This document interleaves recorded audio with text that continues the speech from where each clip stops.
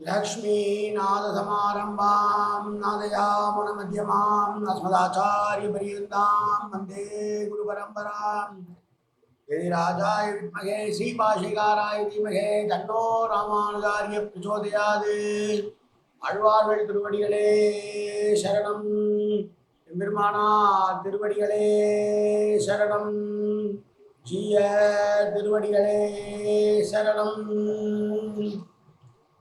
यो नित्यमच्युतपदाम्बुजयुग्मरुग्म व्यामोहतस्तदितराणतृणायमेने अस्मद्गुरोर्भगवतोऽस्य दयैकसिन्धो रामानुजस्य शरणं शरणं प्रपद्ये நீரார் கடலும் நிலமும் முழுதுண்டு ஏலார் ஆலமுழம் நிலைமேல் முயலந்தாய் சீரார் திருவேங்கடமாமலைமே யாராமுதே அடியே கருடாயே எல்லாம் வல்ல ஏழுமலையான் பெருங்கருணையால் 4000 திவ்யம் நிபந்த பாசுர பதிவேற்றங்கள் வரிசையில் இன்னைக்கு 2092வது நாள் பாசுர பதிவேற்றம்.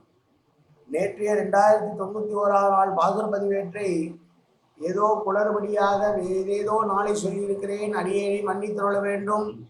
இன்றைய பாசுரம் தேரெழுந்தூர் பாசுரங்கள். இன்றிலிருந்து 40 நாளைக்கு தேரெழுந்து பாசுரங்களை அனுபவிக்கப் போகிறோம். 7ஆம் பத்திலே வரக்கூடிய 5ஆம் திருமொழியினுடைய முதல் பாசுரம் 641வது பெரிய திருமொழி பாசுரம். இது முதலிலே கலியினை பற்றிய தனியன். கலையாமி கலிதும்சம் கல்லோக திவாகரம் யசகோபி பிரகாசாபி ஆவித்யம் நிகதம் தம வாழி பரகாலன் வாழி கலிகன்றி வாழி குறையலூர் வாழ்வேந்தன் வாழியரோ மாயோனை வாழ்வழியால் முந்திரம் கொள் மங்கையர்கோன் தூயோள் சுரர்மானவேல் நெஞ்சுக்கு இருள் கடி தீபமடங்கா நெடும்பிறவி நஞ்சுக்கு நல்ல அமுதம் தமிழ் நன்மூல் குறைகள் அஞ்சுக்கு இலக்கிய மாரண சாரம் பரதமய பஞ்சு கடலின் பொறி பரகாலன் பண்பல்களே எங்கள் கதியே ராமானுசம் முனியே சங்கை கெடுத்தாண்ட தவராசா பொங்கு புகழ் மங்கையர்கோன் இந்த மறையாயிரம் அனைத்தும் தங்கு மனம் நீ எனக்கு தா மாலை தனி வழியை பறிக்க வாடும் என்று கோழி பதிவிருந்த கொற்றவனே வேலை அலைந்தருளும் கையால் அடியேன் வினையை துணித்தருள வேணும் துணிந்து. 641வது பெரிய திருமொழி பாசுரம். தந்தை காலில் பெருவிலங்கு தாழவிழ நள்ளிருட்டு கண் வந்த எந்தை பெருமானார் மருவி நின்ற ஊர் போலும் முந்தி வானம் மழை பொழியும் மூவா ஒரு பருவில் மறையாளர் அந்தி மூன்றும் மணல் ஒம்பும் அணியார் வீதி அழுந்தூரே. இந்த திருழுந்தூர் என்கிற ஊருக்கு பேர் காரணம் என்னவென்றால், முன்பொரு காலத்திலே ஒரு அரசன் பிரம்மாவை நோக்கி கடும் தவம் புரிந்தான். கடும் தவம் புரிந்ததனால் அவன் பெற்ற வரம் யாது எனில், அவன் இருக்கிற தேரோடு அப்படியே ஆகாய மார்க்கமாக பறக்கக்கூடிய ஆற்றலை அவனுக்கு பிரம்மா தந்தார். உபரி சிரவசு என்பது அவன் பெயர். உபரி என்றால் மேலே செல்லக்கூடிய ஆற்றலை பெற்றவன் என்று பொருள். அந்த உபரி சிரவசு ஒரு முறை தேவர்களுக்கும் முனிவர்களுக்கும் இடையே ஒரு சச்சரவு தோன்று அதில் அநீதியாக ஒருதலை பட்சமாக அவன் தீர்ப்பு கூற, அதனால் கோபமுற்ற முனிவர்கள் அவனுடைய தேரானது தரையிலே அழுந்தி போகும்படி சாபம் கொடுக்க, அவன் மேலே வந்து கொண்டிருக்கும் போதே அந்த சாபம் பலித்து தேர் அழுந்திய ஊர் இந்த ஊர் என்பதனால் இது தேர் அழுந்தூர் என்று பெயர். இது ஊருடைய தலைவனாக இருக்கக்கூடிய பெருமாளுடைய பெயர் தேவாதிராஜன் என்ற பெயர். தாயாருடைய பெயர் செங்கவல்ல தள்ளி தாயார். ஊர்வலமாக உற்சவமாக வரக்கூடிய பெருமாளின் பெயர் மருவி அப்பன். பசுவோடும் கன்றுவோடும் கண்ணன் அழகான ஒரு திருமேனியோடு வரக்கூடிய ஊர் இந்த திரு அழுந்தூர் என்கிற ஊர். மற்றும் ஒரு சிறப்பு என்னவென்றால், கம்மநாட்டாழ்வான் பிறந்ததும் இவ்வூர்தான். இதோ பாசுரத்தை சேவிப்போம். பாசுரத்தை சேவித்தோம். அதனுடைய அர்த்தம் என்ன?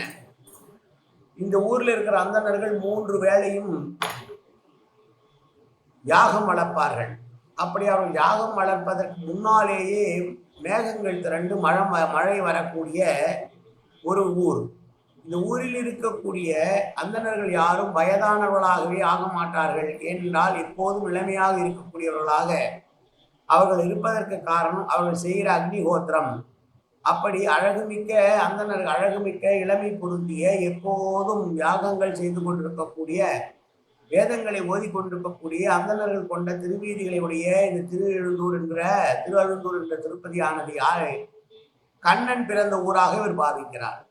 கண்ணனுடைய தந்தையான வசுதேவருடைய காலில் பூட்டப்பட்டிருந்த பெரிய விலங்கு இட்டு அரும்படியாக ஒரு நள்ளிரவிலே ரோகிணி நட்சத்திரத்திலே கண்ணன் தோன்றினான். அப்படி அந்த கண்ணனான நித்தியவாசம் செய்கிற ஊர் இதை திவ்ய தேசம் என்று சொல்கிறான். தந்தை காலில் பெருவிலங்கு தாழவிழ நற்கருணை வெந்தை பெருமானார் மருவி நின்ற ஊர் என்று தொடங்குகிறார். முந்தி என்றால் இவர்கள் பொதுவாக ஒரு நல்லதை செய்தால் அதற்கு பின்னது நன்மை கிடைக்கும். ஆனால் இந்த ஊரிலே எப்போதுமே நன்மை செய்து கொண்டே இருப்பதனால் இவர்கள் அடுத்த ஒரு யாகம் செய்வதற்கு முன்னாலேயே மழை பெய்கிறது என்று கொள்ளுகிறார். அந்தணர்கள் யாகம் செய்ய தொடங்குவதற்கு யாகம் செய்தால் மழை வரும் என்று இருக்க, அந்தணர்கள் இந்த ஊரில் இருக்கிற அந்தணர்கள் யாகம் செய்ய ஆரம்பிக்கும் போதே மழை வருகிறதாம். அந்த அளவிற்கு இந்த ஊரில் நினைத்த காரியங்கள் முன்னாடியே நடந்து விடுகிறது என்று சொல்லுகிறார். வானமானது முந்தி மழை பெய்யுமாய்த்து என்றிருக்கும் ஸ்ரீசுக்தியை பெரியவாச்சான் பிள்ளை அருளுகிறார். முந்தி வானம் மழை பெய்யும் என்று மூலப்பாடத்தை கற்பித்தனர். இது அவ்வளவு சரியாக இருக்காது. முந்தி வானம் மழை பொழிய என்கிற பிராச்சீனமான பாடமே கொள்ளத்தக்கது என்று வியாக்கியானத்திலே சொல்லுகிறார் அவர். அங்குள்ள பிராமணர்கள் வைதிக கர்மங்களை நேர்வட அனுஷ்டிக்க வல்ல சக்தி வாய்ந்த இளமையாகவே இருக்கிறார்கள். அந்தி மூன்றும் என்றால் பிராத சந்தியாம், மத்திய சந்தியாம், சாயம் சந்தியாம் என்று 3 வேளையும் தவறாமல் அக்னிஹோத்திரம் செய்யக்கூடிய அந்தணர்கள், இளமையோடு இருக்கக்கூடிய வேதங்களை ஓதக்கூடிய அந்தணர்கள் இருக்கிற நிறைந்த ஊர். இந்த ஊரிலே இவர்கள் நினைப்பதற்கு முன்னால் காரியம் நடக்கும். அப்படி எம்பெருமான் கண்ணனாக அவதரித்தது இந்த ஊரிலே தான் என்று சொல்லி வசுதேவனுடைய சிறைத்த கைவிலங்குகள் அற்று போகும்படி செய்த கண்ணன் பிறந்த ஊர் என்று சொல்லுகிறார். பெருவிலங்கு என்று சொல்வதற்கு காரணம் 8 கர்ப்பவதியாக 8 கர்ப்பமாகிற வரைக்கும் 8 குழந்தைகள் பிறக்கிற வரைக்கும் அவன் விலங்கிலே பூட்டி வைத்திருந்தான் வசுதேவனை கம்சன். அதை குறிப்பிடுகிறார். மீண்டும் ஒரு முறை பாசுரம். தந்தை காலில் பெருவிலங்கு தாழவிழ நற்கருணை நல் இருட்டின் கண் வந்த எந்தை பெருமானார் மருவி நின்ற ஊர் போலும் முந்தி வானம் மழை பொழியும் மூவா உருவில் மறையாளர் அந்தி மூன்றும் மணல் ஓம்பும் அணியா வீதி அழுத்தூரே காயேன வாச்சா மனசேந்திரீர்வா உத்தியாப்தனாவா பிரகதேசுபாவாது கரோமியத்த சகலம் பரஸ்பரிசீம் நாராயணாயரி சமர்ப்பயாமி. உடலாலும் உள்ளத்தாலும் வாக்காலும் சகலவிதமான பாவங்களும் தோஷங்களும் நிறைந்ததாக உலகத்தோடு ஏற்படுத்த போதிலும் அடியேன் செய்கிற நல்வினையோ தீவினையோ அத்தனை உன்னுடைய கமலமலர் பாதங்களில் சமர்ப்பிக்கிறேன் கண்ணா. காத்தொள்வாய் கண்ணா, ஏற்றுக்கொள்வாய் கண்ணா. எப்போதும் திருநாமம் கண்ணா கண்ணா கண்ணா என்று நாவில் வருவதற்கு அருள் புரிவாய் கண்ணா. சர்வத்திர கோவிந்தநாம சங்கீர்த்தனம். கோவிந்தா கோவிந்தா கோவிந்தா கோவிந்தா கோவிந்தா கோவிந்தா கோவிந்தா கோவிந்தா கோவிந்தா.